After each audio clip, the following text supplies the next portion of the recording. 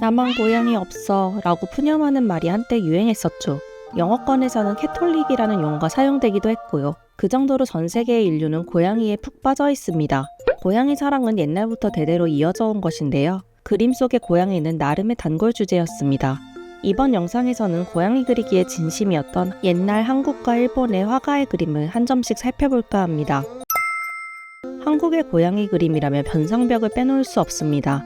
변상벽은 18세기 조선시대에 활동한 화원 화가였습니다.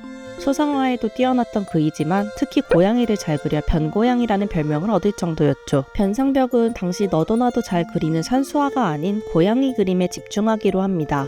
그는 고양이를 가까이에서 열심히 관찰하며 화폭으로 옮겼습니다. 계절은 봄인지 땅에서는 연한 녹색으로 이름 모를 풀꽃이 그려져 있고 고목처럼 보이는 나무에도 새순이 돋아나 있습니다. 나무 위에 앉아있는 참새를 보고 두 고등어 고양이는 흥분하기 시작합니다. 그런데 여기서 또 성격 차이가 나타납니다. 한 마리는 고개를 들려 지그시 바라보고 있지만 또 다른 한 마리는 성격이 꽤 급한지 나무 위로 후다닥 달려들었습니다. 그리고는 아래에서 바라보는 고양이를 슬쩍 보는 듯합니다. 어쩐지 의기양양하게 느껴지는 표정입니다. 아래의 고양이는 이에 무심한 듯 꼬리를 살랑 흔들며 너처럼 성급하게 달려들지 않겠다냥 이라고 말하는 듯합니다. 가지 위에는 6마리의 참새가 앉아있는데 고양이가 달려들어 위험을 감지한 듯 날개를 퍼덕이거나 입을 열어 짹짹하고 울고 있습니다. 그림이 영상처럼 움직인다면 다음 장면에서는 참새들이 뾰로로 하고 날아가 버렸을 것입니다. 변상벽은 나무는 전통적인 산수화 기법으로 그려냈지만 고양이들은 세밀화처럼 그려냈습니다. 나무 껍질 위에 콱 하고 박아 넣은 발톱, 부드러운 털을 한 올 한 올 정성껏 그리고 귀의 털과 실핏줄, 길고 우아한 수염까지 놓치지 않았습니다.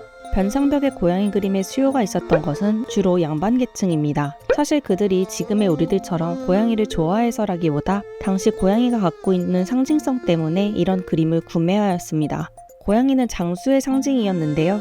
이는 70세 노인을 뜻하는 한자 모와 고양이를 뜻하는 한자 묘의 발음이 비슷했기에 생긴 것입니다. 한편 일본에도 고양이 화가라 불릴 만한 인물이 있습니다. 바로 우타가와 구니요시라는 사람이죠. 구니요시는 18세기 말에서 19세기 중반까지 활동한 우키요에시, 즉 풍속화와 판화를 주로 그린 화가입니다. 구니요시는 다양한 주제를 그림으로 그렸지만 특히 고양이를 좋아했다고 합니다. 그는 찐 집사였죠. 실제로 집에서 열반이 남짓의 고양이를 키우고 있었고 이들을 곁에 두고 보면서 즐거워했다고 합니다. 여기서부터 변상벽의 고양이 그림과는 약간 결이 다르다는 것을 알 수 있습니다. 인간처럼 기모노를 차려입은 고양이가 배에서 내리려고 합니다. 이를 마중 나온 것도 또 다른 고양이입니다.